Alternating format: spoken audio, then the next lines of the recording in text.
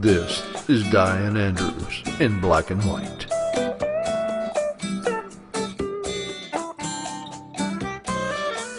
The issues you don't want to talk about. The arts and entertainment you need to know.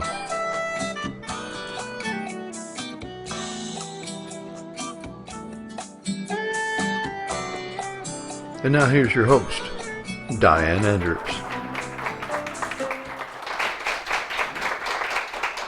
Thank you, audience. Thank you very much for being here. I appreciate you in our shows. I appreciate the YouTube audience and Vimeo now we're on, and the 50 parishes in Louisiana that see us on television. And now we're in Mississippi also, and I've been remiss not to mention Mississippi, Liberty, Woodville, places like that. On the western part of Mississippi, we also come on Sundays. In New Orleans twice a week, in Shreveport twice a week, Alexandria and Lafayette twice a week, Baton Rouge about 3 or 4 times a week. So come on and see Dianne Andrews in Black and White. If this is your first time show, you'll know if it's not your first time show, you'll know one of my pet peeves is probably ISIS. When I first started, I did ISIS. The Middle East, they were not a JV team. You're going to see a YouTube up here that I said this when I first started in October of 2014, saying that we have no strategy, they're not a JV team, and they're killing mostly all the Christians. And recently I did a show with Coach Del Brown and a guy, Shia Muslim from Baghdad, Iraq, who flew in. And he said 20% of Iraq was Christian, which was 6 million people.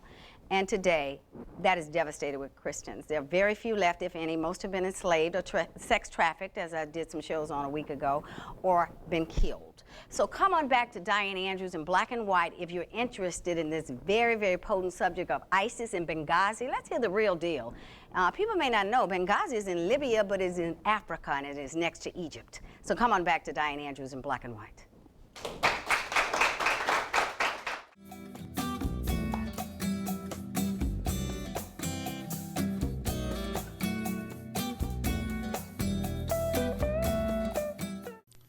Order your copies now of Dianne Andrews' latest books, Third Man Out, a suspenseful mystery by Dianne Andrews, and Gumbo for the Heart, 25 stories of faith, hope, and charity, both available now on Amazon.com.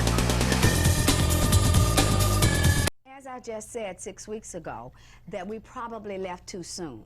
And we're back out there. Whether it's airstrikes, we're still back. Just because you make a political statement that you're going to pull people out, as I said in that 6 weeks ago, we're still in Korea. We've been there for 70 years. We have 40,000 troops. We have a very large force. As Leon Panetta and Hillary Clinton and Bob Gates, which are both from both parties, Republicans and 2 Democrats, said they tried to get the president to leave a residual force, and Maliki, who was the prime minister of Iraq at that time, asked for 10,000 troops. We had 130,000 troops in Iraq, and we took all of them out. And now the militants, I'm going to call them because they are killing people, and they have grown from 800 to 40,000 in Iraq and another 40,000 in Syria in 3 years. It's just like if I have gangrene or diabetes with PVD, it's called, peripheral vascular disease, that the blood doesn't flow down to the foot. I want to catch that at the toe before I take off my entire leg, and that will happen because this is like a cancer that will continue to grow. Baghdadi, who is the prime minister of ISIS, or their leader, to be said, because it's really not a geography, he is their leader, and he has said, I will drown you in your own blood, America. Thank you for coming back to Dianne Andrews in Black and White. I appreciate, again, you audience being here. I have with me a lieutenant colonel, and his name is Brian Bissonette. Brian ended up getting his first college degree from Bowling Green University in history. And he's a commissioned officer, I think, into the military, into the Army, to be specific. He got his master's degree from Fort Leavenworth, Kansas, in strategic studies. He has done tours of duty in and out of America. He has been in Fort Bragg, Fort Hood, where I did a show on Nadal Hassan, the Muslim who was born in America, who ended up killing more people in Fort Hood, Texas, I think, than anyone has ever killed in a military base. Is that correct? That's correct. And he's also been to Iraq several times. He's been to Afghanistan.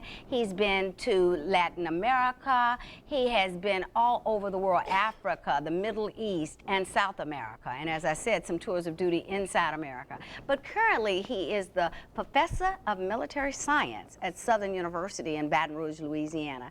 So Brian comes to us with, is it okay to call you Brian? Absolutely. Or just Colonel? I just said the Colonel. The Colonel comes to us with a wealth of knowledge about what's going on in the Middle East. His last tour of duty in the Middle East was over around 08, 09. So we're going to talk a little bit about Benghazi, Libya. And a lot of people don't know, and you may have seen in the news recently, in fact, we're taping this the day of the Egypt Air airliner, that they're wondering, is it a terrorist attack? The plane seemed to disintegrate, is what they're saying. And people, I think it was 66 passengers on board that plane, and they don't know what happened to the plane. The latest evidence is saying that it looks to be terrorist attacks. The plane was going from Paris, France, to Cairo, Egypt. In 2012, I was married at the time, my husband and I, in September 2012. And I know you know what happened in September 2012. If you people don't know what happened in the audience watching me on television. That was when Gaddafi was killed in 2011 in Benghazi in Libya. And in 2012 was when the Benghazi incident happened, September 2012. We happened to be in Cairo, Egypt. And we went out to the airport to leave. And there were armed guards saying, get away from this airport. Cairo is 14 million people. That's where that plane was flying today that disintegrated. And I think it was very close to the airport when it went down. And for whatever reason, we'll find out soon. But Greece and Paris are now saying they think it was terrorism. That may be what happens a lot if you have open borders. They think it had to happen from somebody getting on the plane in Paris. So, but anyway, we could not get out of Cairo, Egypt. We were held there for 5 to 7 days. Some people were 7. We got out in 5. And we were on Egypt Air, which is the plane that went down today. But I tell you, people say that, and I'm not being discriminatory here, but that people with jihadis on and things are very quiet. They had women shooting at each other, throwing stuff at each other, cursing, breaking windows in this airport. The next day we could at least go in and try to get out. But it took 5 days to get out of that airport before they started full service back. And we got the last plane to New York on Egypt Air that went into New York City. So tell me what you think. That's pretty normal for you, a day at the beach over in the Middle East, wasn't it, Lieutenant Colonel? Well, I think once you go, one of the things I think we're a little spoiled here in the United States with some of the security and some of the things that we have in the U.S. You go to a lot of other parts of the world, you'll see a lot different atmosphere. Not as much, a lot of security issues, a lot of confusion. Things aren't run as we're used to as smoothly as we see in the United States. So you become used to that once you have a chance to travel a bit and get to see some other parts of the world. I was in Angola, Africa this past summer. Very small. Is a person named after Angola, Africa here in Louisiana? I don't know. Yeah, I bet it is. Yeah. But it's a very small airport. Getting through, it's a lot more difficult. You have Angolan army that are there with weapons, etc., that control movement of personnel, etc. So it's a lot different than what we're used to here in the United States. And we've gotten so much tighter since 9/11 because it was really free anybody coming in and out of our airports before without so many security tests. Right. Now, when you were in Iraq, that was after the war, they call it, the 2003, the last time you were there was after the war, when we went in and we invaded and got rid of Saddam Hussein. Now, when I had Saba, who is the Shia Muslim, and as we know, Baghdad is mostly Shia Muslims, but Saddam Hussein was Sunni, because at the end of the day, in Iraq, it's a Sunni versus Shia war. Right. Pretty much. It is a tribal war. Those are the two big sects in that part of the world. But Saddam Hussein was able to keep control, there being a Sunni in a Shia environment. And his second in command was a Christian. So there were some good things that he did too, and I think, and give me your opinion, that America didn't understand tribal warfare, number one, and how some people have to be controlled. They need almost a dictator, and I know you and I spoke on that briefly. Right. I think when you look back, and you look at Saddam Hussein's reign in the 70s before the war with Iran, a very westernized country, a lot of folks in Iran studied in Europe. In Iran or Iraq are we talking? In Iraq, I'm sorry. Right, yeah. Women's rights were a lot more advanced than they are in other parts of the Middle East at the time. So he didn't have Sharia law there? No, not at the time. It was a lot more Western. He looked a Yeah. lot more Western, and we were very supportive of, Right. of that regime He was our at the friend for time. a moment there, He was. wasn't he? Correct. And then they went to war with Iran, and that's where a lot of the issues started at that point. 8 years of war between the Iraqis and the Iranians right there. One thing we always looked at was keeping a balance of power in the Middle East. So the idea of the opportunity that Iraq or Iran would win a war between the two countries would shift the balance of power. So because of that, there was some issues with Saddam Hussein and the United States, where we started to look at different options to ensure there wasn't one of those countries did not gain complete power in the region. And a lot of that Do you think a lot has to do with oil?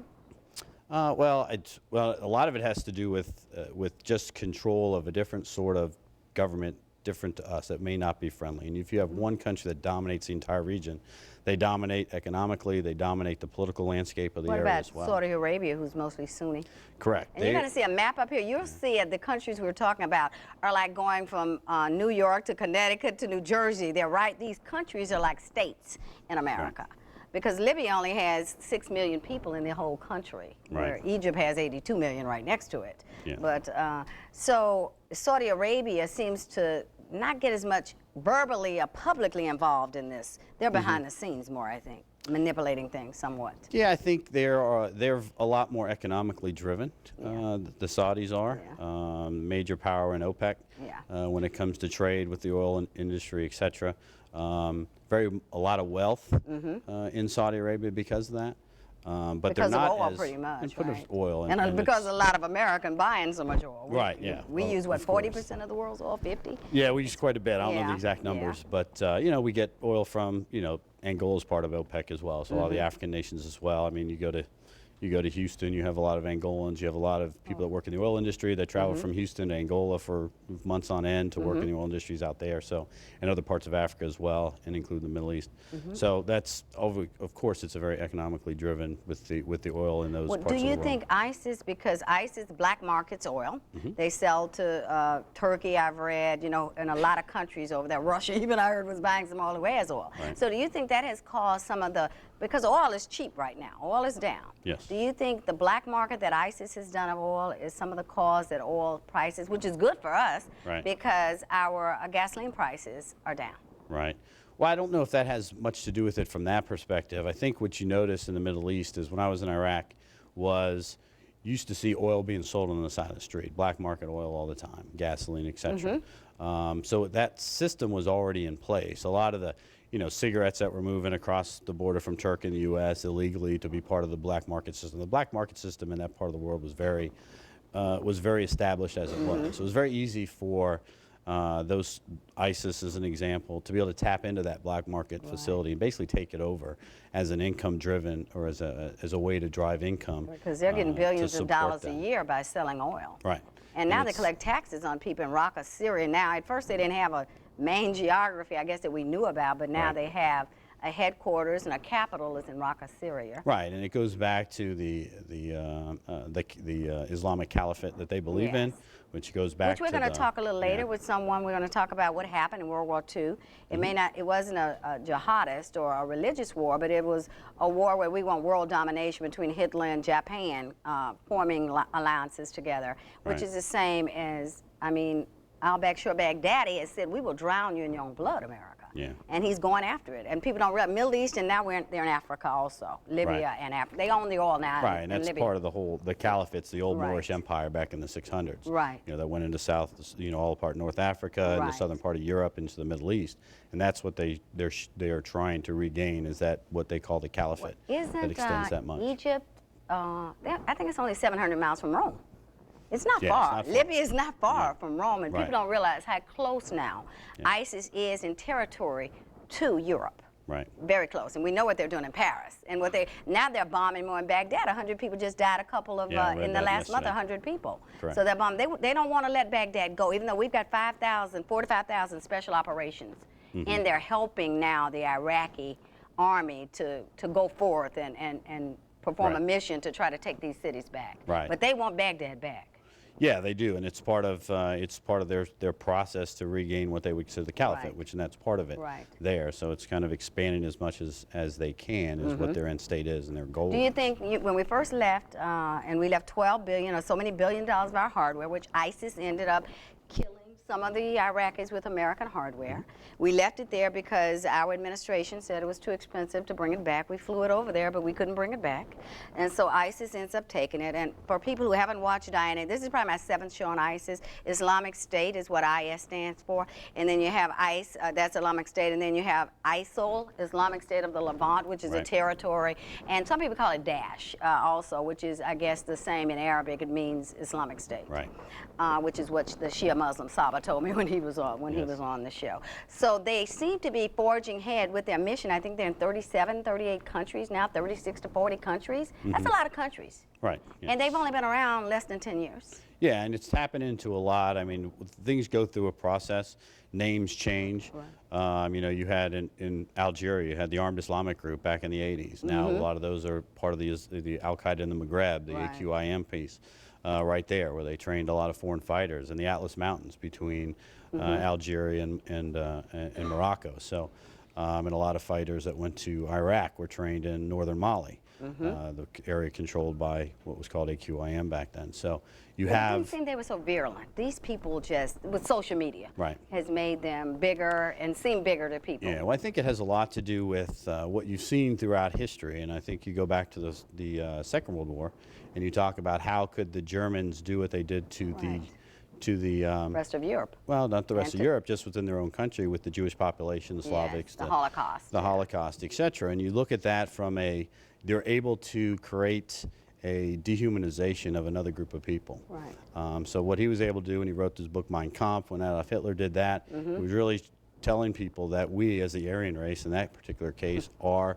superior to And these was other he groups really of people. German? Was he not German is what I read. He was not full German, was he? Well, yes, from the southern part of Germany. It's really unsure He exactly. wasn't blonde and blue-eyed, which he was trying to No, create a he was race not. of blonde, blue-eyed people. Right. So did he really feel inferior himself? It looks Yeah. like, and this was maybe overcompensating? Yeah, he still considered himself German. I mean, there's some rumors out there whether he had Jewish ancestry, Right, et cetera, I've as read well. that before. Right. Now, but, and the swastika, which he took and made something negative, at first was a very positive symbol, is what I've read. Yeah, he changed. It used to be when you had the Nazi symbol, it was, you know, it was even. Then he put it on a slant, so it was more of a Right. diamond than a square. And that's how he changed that symbol and changed Right. it to be the symbol of the Nazi Party Right. in that case. But it really goes back to his ability to convince people that others are less than them, that they're less than human, so people could do the atrocities that they did. And I guess people want to believe that. They want to believe, okay, I'm superior, yeah. I'm different because Right. I'm whatever, brown-eyed and brown hair, or Right. blue-eyed and blonde makes you better. Right. People can convince you of anything, I guess. And he obviously had a way of doing that. Yeah, absolutely. He definitely was. I mean, as an orator, he was known for his ability to sway people, Right. to persuade people to his beliefs, and really build an organization with, in lots of cases, people that were angry because you go back to why were But they able ISIS, to we can say grow? some of the same thing. A lot of Exactly people he's can. recruiting, they're recruiting from here, are angry for whatever with America. They're angry and they believe that they're better and superior than other people in the world. That's why they're able to kill Christians and cut heads off, etc. Right. Because they have created this idea that they're less, that these people, Christians in this particular Right. case, or others in that part of the world that are non-Muslims, are less than them, and that by killing them, it's not something that's I'm It's not okay to killing do another it, because human. this is I'm what killing Allah wants us to somebody do. that's less than me. Right. That's correct. And when you're able to get that into people's head and create that belief inside people, that's where you start to see a lot of the atrocities that occurred that we saw during the Second World War. Right. We're seeing now, and we even go back to American history that we saw during the days of slavery. You know, where white Americans were able to look at slaves and say they're less than human, and we can treat Right. them poorly Right. because they're not human. And that's an issue. And the thing that occurs with that, it takes a long time to switch that and change Back, it. that's right, to the other way. Because you got parents who believe That's that or right. teaching it to their it's children. ingrained. Exactly. People are not born to be prejudiced No. or to think they're better, whether it's a white slave owner or whether it's an ISIS lord over there, Right. almost drug lords, because they're pushing drugs out. They're doing so many things, I understand. I mean, Yeah. pushing people like a drug lord. Exactly. Sexual, you know, they say this about sex, but I understand a lot of them rape the women, the Christians. They raped them, they killed them, but Right. they're supposed to be such a holy person, a holy Yeah, land. it's the same. It's Have same you, thing that do happened. you know that too? They do rape the women and things Yeah, like and that? it's all those kind of things. Same Yeah. thing happened, like I said, in World War II with Yeah. the German guards that would Right. rape the Jewish women inside But they the weren't religious, concentration you know what I'm camps. saying? They were just... Yeah, it doesn't. It's whether it's religious or it's Right. another belief, but still the belief that someone's less than me Yes. and I can do whatever I want to them, and it doesn't affect me Because psychologically. they're nothing but trash anyway. Right. They're an animal, so I can rape Correct. this woman. But if she's so bad of an animal, why do you want to be even raping Yeah, well, someone that's to the be other with? piece, Which shows exactly. how twisted their minds are. Right. Right. So what do you think we should do now? If you were at the magic wand in the Middle East, what would Right. be your strategy? Well, I think the first thing is it's a long-term. You have to have a long-term strategy to kind of to take this threat and diminish this threat. I don't think it'll ever go away completely, but to diminish We'll it to a call something point. else, like a lot of ISIS. I Right. did a show with, he gave out attorney Michael Springman. He was in Jeddah, Saudi Arabia, and he was always an attorney over the consulate there as far as giving out the visas. And Right. he was a diplomat over there. And he said a lot of the same people, Al-Qaeda, they just changed to ISIS now. Like you were mentioning, the names absolutely. may change, but the philosophy is the same. Correct. Yeah, and I think it's when you look at the long-term strategy. Obviously, the first part of the strategy is you have to eliminate the ISIS threat. Right. You know, when we've tried Why to do you do think that. our president, and you don't answer this if you can't, being a military guy, why would you call him a JV team? We have to wrap this up in about 30 seconds, but I even said, and I saw that, and I'm not a military person when I Right. first started doing this show, and less than a year ago, he had no strategy. Well, I think it comes down to there's two things that you want to do in these kind of environments. You either want to convince a group of people or an organization, in this case, to change their ways, or you want to compel them to change their ways. And I think what we've tried to do over the last few years is try to convince them to change their ways and come to the diplomatic table and come up with a way Like to giving solve it. Iran, whether we can Right. debate whether it's 50 Exactly. billion or 150 billion, but Yeah. giving them a lot of money, and the next day Soleimani is in Russia buying missiles from them and Right. buying from them. Soleimani is the general in Iran who was Yeah. doing that. Yeah, he's in charge of the Right, and now China, they're spending money with everybody, Korea, not America. right, And that's- still said the next day, we hate you, America. Yeah, and we still Soleimani's want to part drown of you. Yeah. Soleimani is the head of the Quds Force, which does a lot of activities that are kind of under the table, kind of special ops type activities for the Iranians. But it really comes down to now with the way it's kind of expanded is you have to be able to compel them now. It's the only way you can compel them, whether it's American ground troops on the ground or if it's a which would be preferable would be a coalition of Muslim countries that are on the ground that take care of that problem themselves. But that's the only way you're going to compel We're kind them of doing to that now change. with special ops, right? Because we're going to have to close this out. But I will close it out with one statement that says they asked us when we left to leave 10,000 troops there. We took everybody. We left the equipment. ISIS took it over. And now we're back with 5,000 troops after people are dying. Right. And we ridded the whole country of Iraq of Christians, 6 million people. Thank you, Colonel, for being here. It's been a very interesting conversation. You have a lot of knowledge about the Middle East, and as you see, I have a little bit of knowledge about the Middle East, but I do have a philosophy about the Middle East. Next we're going to talk to a historian who's going to talk about some of the things that the Colonel and I talked about Hitler's reign and what history really proved of what we did in World War II to stop some of the Germans and some of the Japanese from coming into this country that we thought may want to harm us. Thank you very much. Come on back after this break.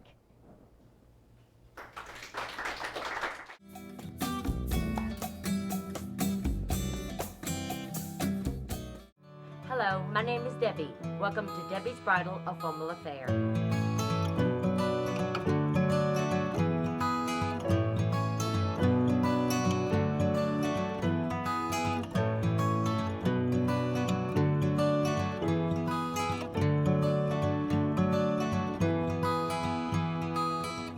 My name's Raven. I work at Debbie's Bridal, and she makes your dreams come true.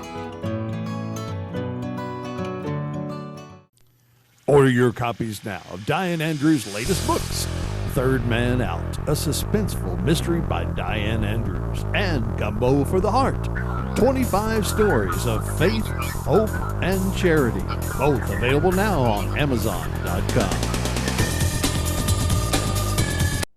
Thanks for coming Coming back to Dianne Andrews in Black and White. As you know, this is a show on Benghazi, Libya, and ISIS. And talking about, I've done 7 shows on ISIS. It's my pet peeve. I just want people to hear from a historian, Mr. Robert Baum, who has a BA and an MA in American history. He taught school for 34 years, and he taught history for 34 years with a concentration on World War II. So we're going to talk about Hitler a little bit, how Hitler and Japan wanted to take over America and rule the world, as ISIS with Baghdadi, with the caliphate, different reasons, but same philosophy on trying to rule and destroy America. Did we close the borders somewhat back in World War II against the Japanese, Mr. Baum?